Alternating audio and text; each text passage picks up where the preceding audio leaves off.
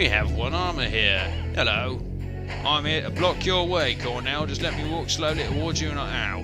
Then you get to hit me with... Oh no! Invisible Knights.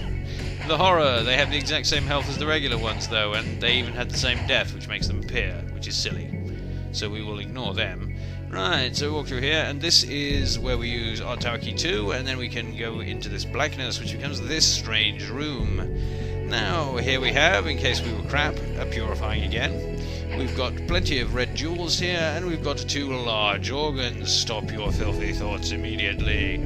We can fiddle with the organ here in order to get a cure. That will cure us of any naughtiness. This game condones masturbation. That's terrible. So we will smash that one, and then we will smash that one, and we get red jewels for that as well. So we are now back up to full jewelness from our previous encounter with that naughty harpy.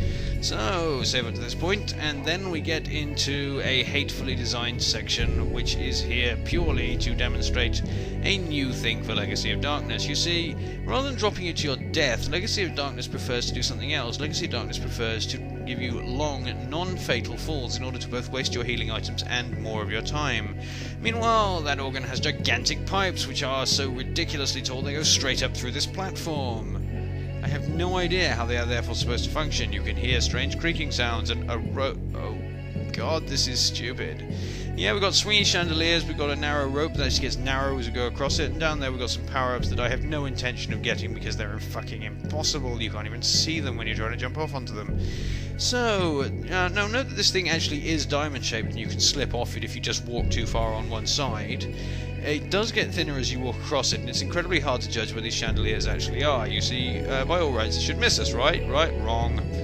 Okay, now if you actually get knocked off by them, you don't tend to take any damage at all. However, if you don't get knocked off by them and you just fall off here, you can take anything up to 5/6 of your health in damage. It makes no sense whatsoever.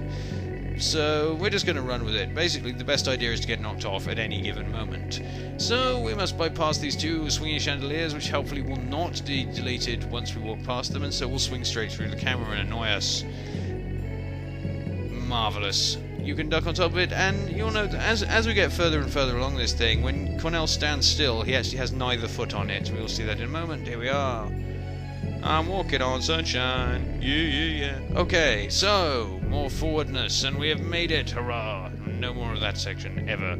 Now, these railings here actually stop us from jumping over, and they also stop us from clinging onto the ledge for some reason. You can't just climb through that thing, even though you obviously can. Never mind, it's an unbeatable obstacle, this tiny rope bridge. Oh yes it is. They couldn't have just made it a solid fence or anything, that would have been much too complicated.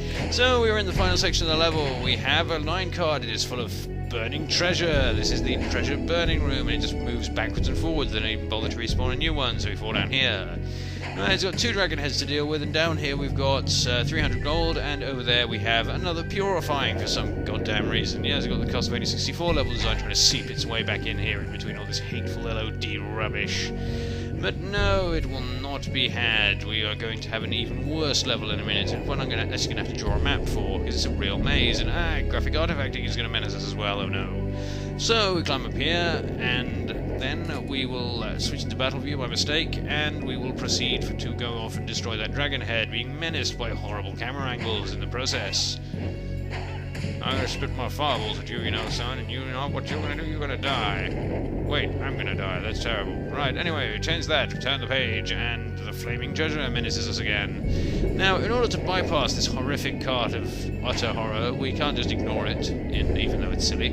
So we've got to jump onto this, climb up, and then we have to jump back onto the rail again once it has bypassed us on its villainous quest to do nothing in particular. And then we walk into a wall. Well, that's a weird level end. And we find ourselves in Tower of Ruins. Oh, God, I hate this level.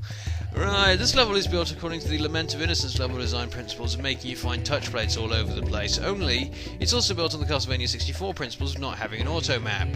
So we have the worst of both worlds here. The only map we will ever have in this level is these things, which are in a couple of the rooms ever. We kill a couple of zombies there which tried to ambush us, we will steal their power up, and then we will briefly glare at this level. Right, so this is an actual maze this time. We have doors going off in various directions, various coloured gems above them. We have this map. This isn't in many of the rooms at all. It's really not all that useful anyway, as you can see. So we're going to have great fun doing this. I'm actually going to draw a map, and I'm going to post that in the thread. I've been Evil Tim until then, and this has been Castlevania Legacy of Darkness. You all shall have a fun time, you will, yes.